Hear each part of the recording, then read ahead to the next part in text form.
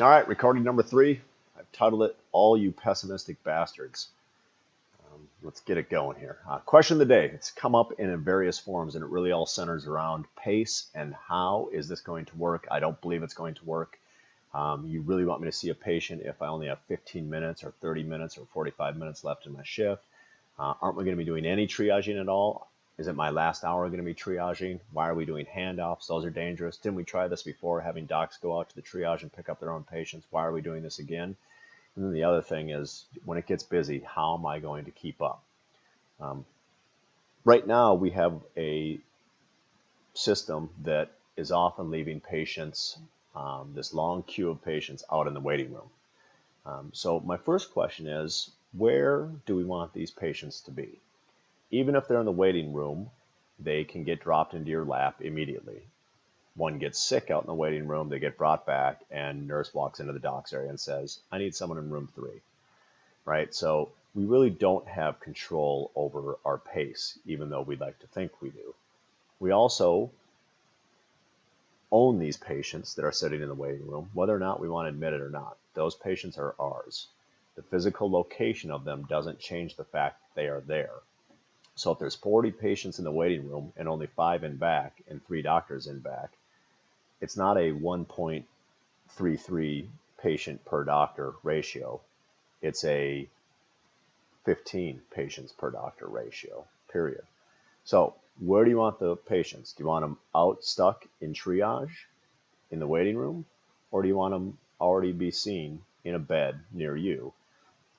And though sometimes I like having that separation with my patients, we all know that a patient out there typically has that nice little time bomb that is waiting to happen. And we don't always know, and we don't always have time, even with the triage doc out there, to figure out what that patient is going to be. So from just a pure patient safety standpoint and better outcome standpoint, we want to pull out those time bombs. Those are the head bleeds. Those are the atypical STEMIs, etc.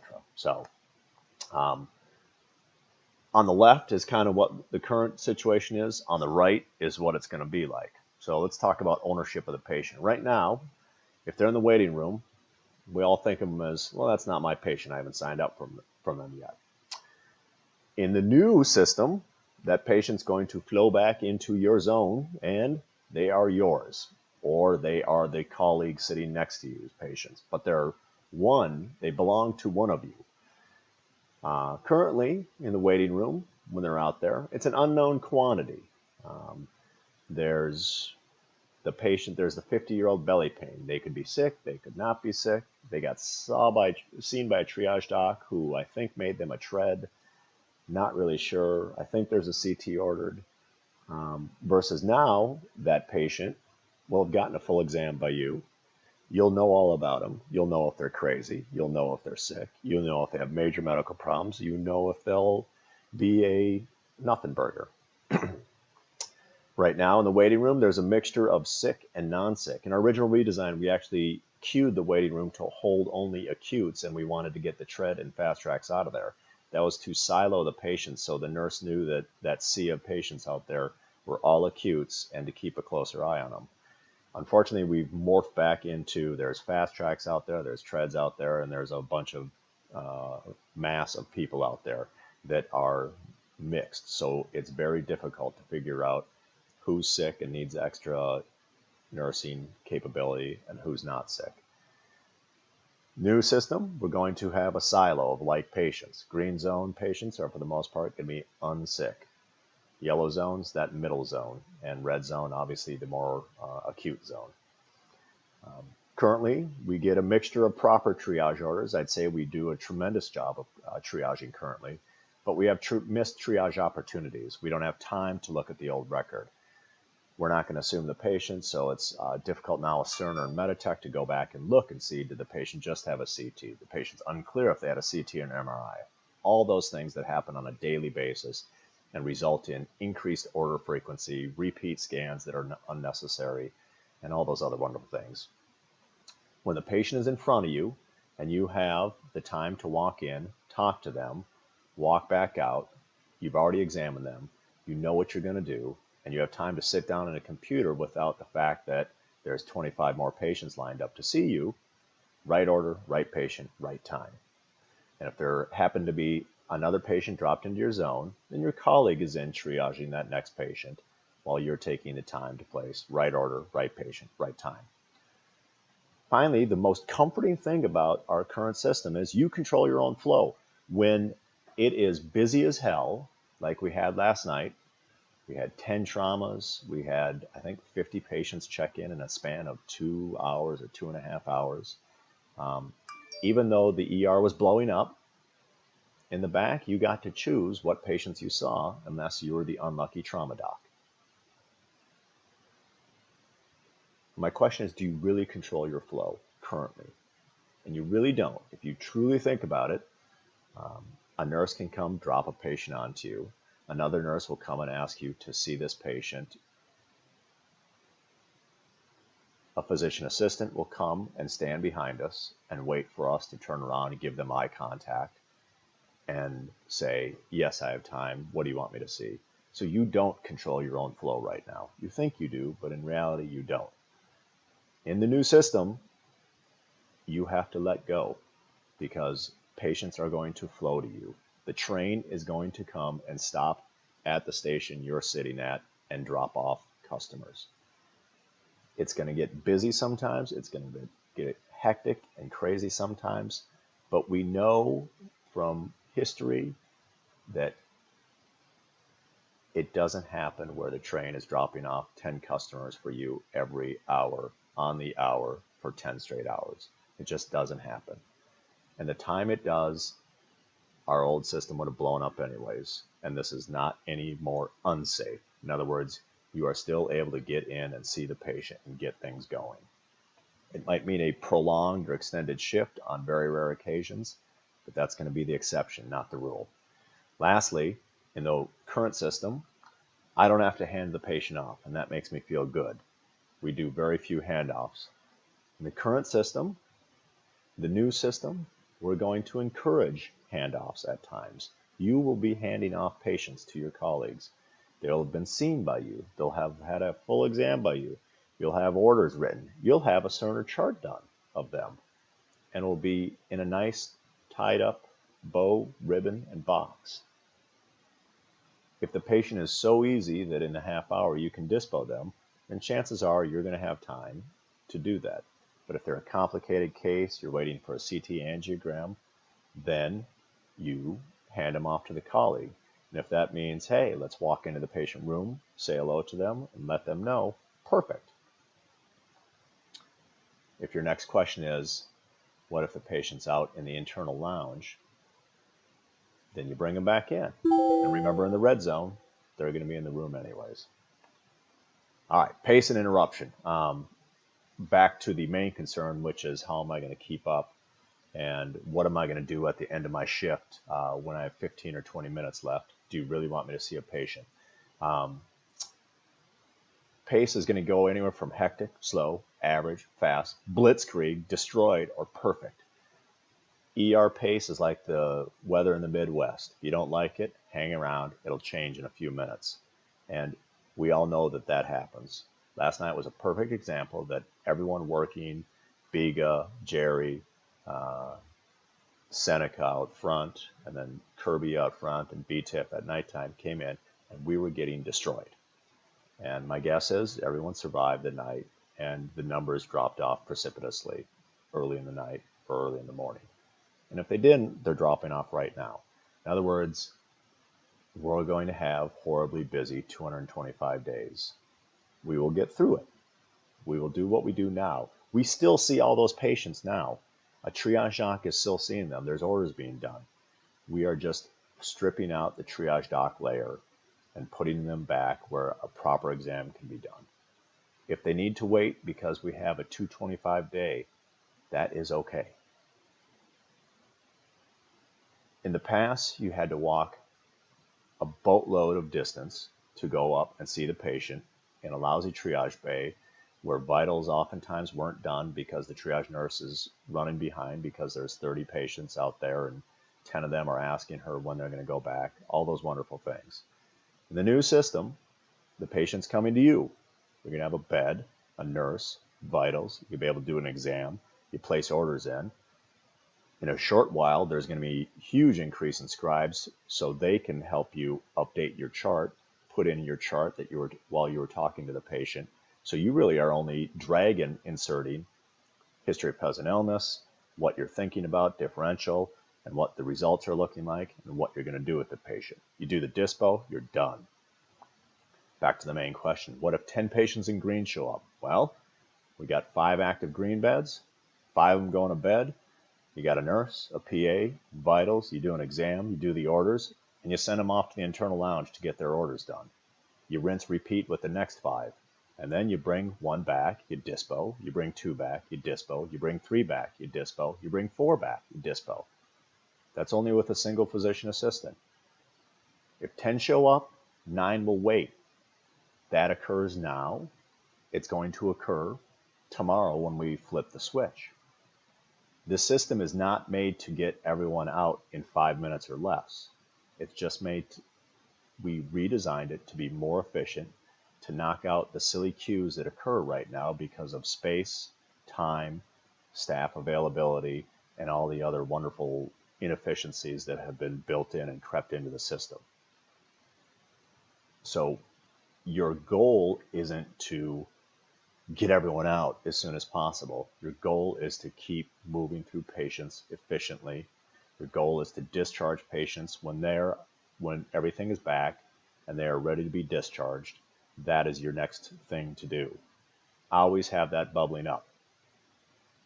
Patient in yellow, CT's back, you're ready to make a dispo.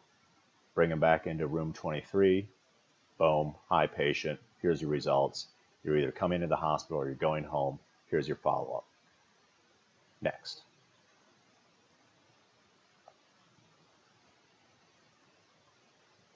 Let's see. Lastly, I keep getting this question. We are decreasing hours. We aren't decreasing hours. We have knocked down physician hours in the time period. However, we have increased coverage in the back. Currently, here's our current coverage at Chandler. Double coverage, 5 a.m. to 8 a.m., triple, 8 a.m. to 5 a.m., plus we have 2 triage docs. So in the back coverage, doctors in the back actually picking up all comers, all patients. We have 69 hours currently.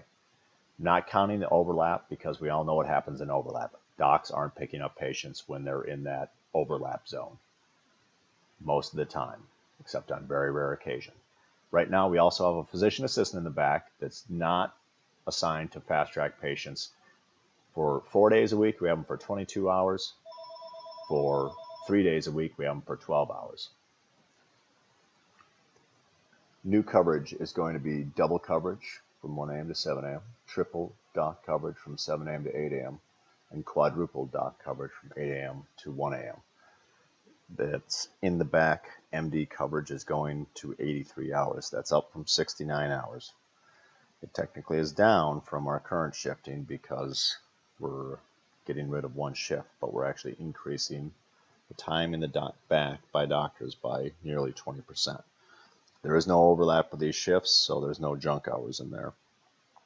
Physician in the back that's non-yellow coverage is going to be non-green coverage is 24/7, so 124 hours a week in the old system, up to 168 hours a week in the new system. So again, a good chunk increase in time. Lastly, obviously we've had hours pushed more into the day. Hopefully, and we're strong believers that by getting to patients as soon as they get there and get them going and pushing down to their ultimate disposition status, we'll go back to what it was is midnight, 1 a.m., the department is getting empty, and night coverage only needs to be double. We have triple coverage at nighttime right now because our system has gotten so inefficient that the patients have piled up until 1 a.m. When we can start to catch up because the incoming patient flow is severely decreased. By midnight, it starts dipping down until 7 a.m. So nighttime triple coverage is a recent thing. It's not needed on a normal basis. We will be fine double coverage at night without a doubt. like the current nighttime docs do, even though there's going to be single coverage in red and single coverage in yellow. I have no doubt that the nighttime docs will flow into the other system as it is needed to help their colleague. They do that currently. It's the only group of docs that really I'm not worried about transitioning or laterally moving to help their colleague. It's already done on a very routine basis. Um, so I anticipate that will continue to happen. Lastly, a message, you're going to get swamped at times, then it'll be slow and you'll have time to catch up on your Cerner charting, that wonderful system. That will happen. It'll happen probably multiple times throughout the shift. There'll be hours where you'll see 7 or 8 patients, almost like the old days when you're a triage doc. The only additional thing is you'll actually be able to spend a little extra time with them. You'll be able to see them, actually physically examine them, and really get a good plan going, and not have to cut off the patient because they're telling you information that you don't need. You're going to have increased scribe support. We have a huge hire that's currently ongoing. So imagine a scribe doing your Cerner chart, and there's some latest and greatest from Scott regarding that, and I'll message that out later this week. But it appears that if you have a favorite chart, the scribe can enter information into a generic chart, and you can import it into your favorite chart. So our scribes are finding out that the Cerner system isn't nearly as archaic as we think it is. Your time spent running around, waiting for a nurse, waiting for tech, waiting for supplies, waiting for, more importantly, room to be available, will be greatly decreased. Remember that we're all there to help out when it gets ridiculously silly. We're a team. And lastly, when we are on fire, there's critical patients that need attention. We'll give attention to those patients. The patients that are uncritical will wait. That's what happens now. It's what's going to happen in the future. The good thing is they're not waiting out in the waiting room. They're not waiting after being seen by a doc for about 30 seconds. They're waiting after being seen by you and had a full plan. They're going to be a hell of a lot more comfortable knowing that, and they're going to be less restless.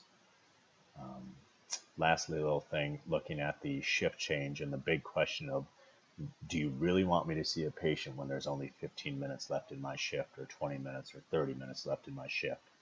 So let's take a peek. This, what I've cut out from this is this. And if you look at every single shift during the day, there is an overlap by the fact that when you are going off, there is another physician that still has at least 2 hours left of their shift.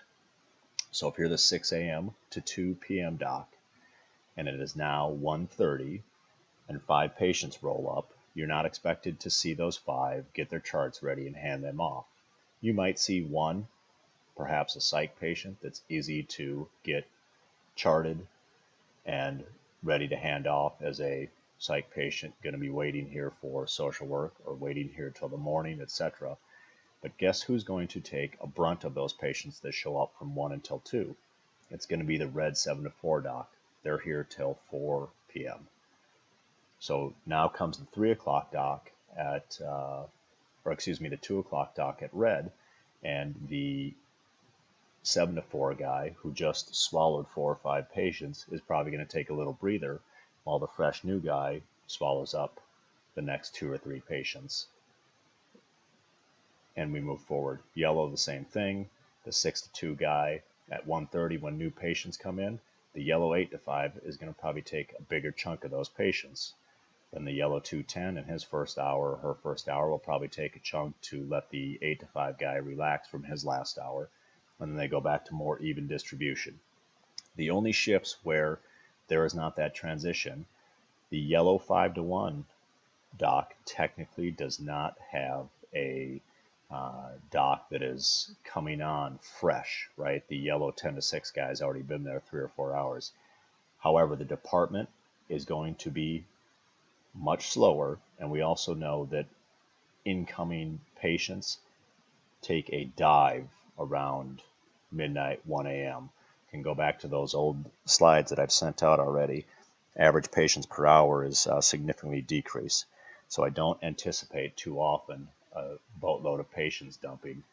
And again, you have another physician in that zone with you. Obviously, the red 2 to 10 has the red 4 to 1 to support them during their last hour. The 10 to 6, the 10 to 6 shifts at nighttime will be handing off patients more aggressively in the morning. So I anticipate those docs having the most handoffs to the oncoming morning docs. Um, Again, that already happens currently.